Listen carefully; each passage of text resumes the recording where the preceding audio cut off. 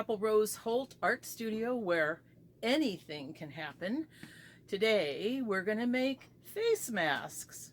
How original is that? I tell my friends I've gone from being an artist to sewing rectangles, but it's for a good cause.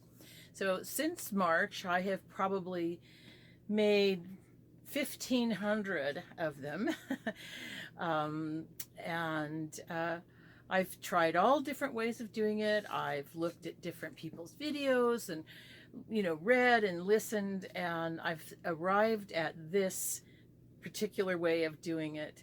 It's simple, it's clean, it fits well, and people are really happy with it. So I've had to ask my customers, what's wrong, what's right, and from there I've made alterations.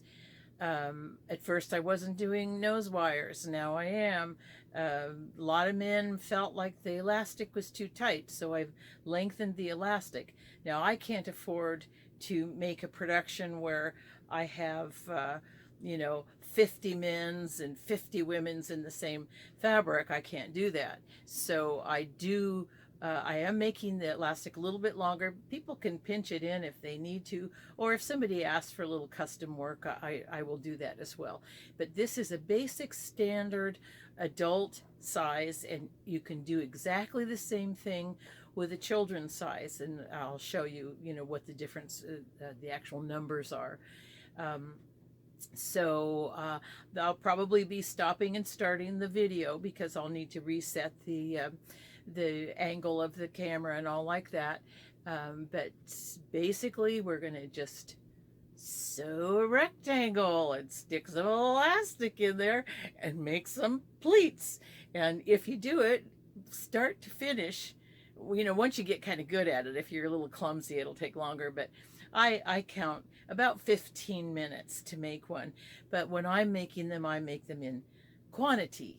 So, I'll cut out a whole bunch of rectangles at once. So it's a little bit hard to say exactly how long it takes, but I allot about 15 minutes, something like that.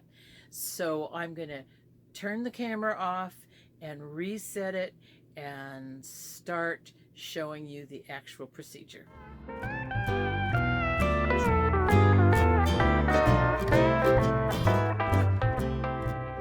Okay, well, here's the first step, is that here's your pattern, and I will do a photographic close-up of that at the beginning of the video so you can see how the pattern is made. But it's 9.5 by 7.5 straight grain, 2 layers, the top layer, and then your lining. Now, some people like to add a 3rd layer because they feel like it's safer. You can, it's hard enough to breathe with the 2 layers. 3, I have experimented with doing them with filters. It's a whole other animal. I was told that it really wasn't necessary. You can always wear them over your and what are they called, N19 masks, if you want to look cuter, because let's face it, those masks look horrible. So I try to make mine really cute. I use really great fabrics. These are beautiful. A little hard to see, but this one actually is shot with little bits of silver. And anyway, and I have about 45 different fabric patterns on my website that you can choose from. You can go look at my website, which is chapelanddaveholt.com, and get some ideas of just some fun things you can do without getting elaborate. You can get elaborate and just go way out and have a really good time with it. But, for me, it's like I want to make them as quick as possible and get them out of my hair. So I use a metal straight edge. I use the rotary cutter. And generally, like I said before, I cut a whole bunch of them out at once. But right now, we're just going to say 2 9.5 by 7.5 layers of fabric. And then you're going to cut 8.5 inches of elastic. I'll just, just for fun, because obviously you don't know how to cut elastic, and I'm just going to have to show you how to do that. So here we go. 8.5 inches there. There's one. And there is, they get so curly by the end of the roll. Okay. And I've been buying like 100 yards length. It's kind of crazy, but you know, my life in a nutshell right now, or in a rectangle. So there you have that. You want to make sure that you press it first. Now, I'm an expert seamstress, and I want mine to be really clean and really flat, and I want all the seams to be really beautiful. So I press, I do all the things that a lot of other people just probably really don't want to do. But if you want it to be clean and nice, this is the way to do it. Okay, I'm going to put you on hold and go reset.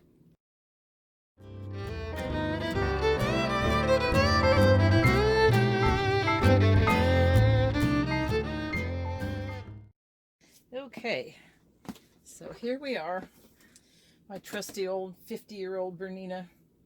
I bought one of those fancy ones a few years ago, and I couldn't get rid of it fast enough. All right, so ordinarily when I do them, I don't stitch down the elastic. I have another way of doing it, but just to start off, this is a good thing to do. Now I have all of these markings here so that I know exactly where my 1/2 inch is and like that. So you're going to want to line up 1/2 inch there, because you don't want to sew over the elastic when you're actually sewing your seams. So we'll do that, and we'll do this 1/2 inch. Okay. All right. All right.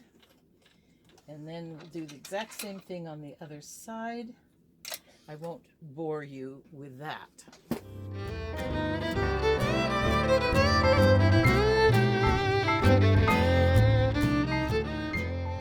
All right, now what we've done is we've layered the two, sewed the lining to the front, starting at this point here, and you're going to leave an opening because that's where the nose wire is going to go.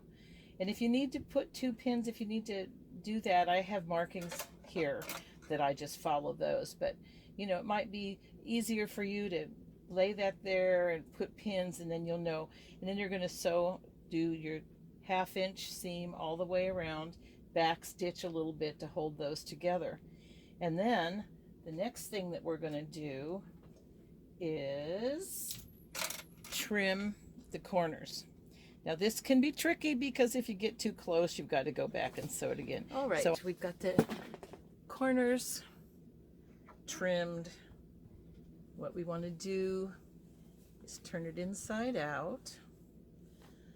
And what I do when I've got a big stack of these is I just get them to this point, and then I sit down on the couch in front of the TV and turn them inside out.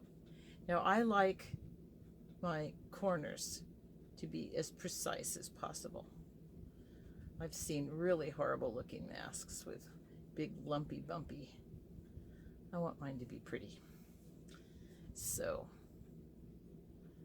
just take the point turner and gently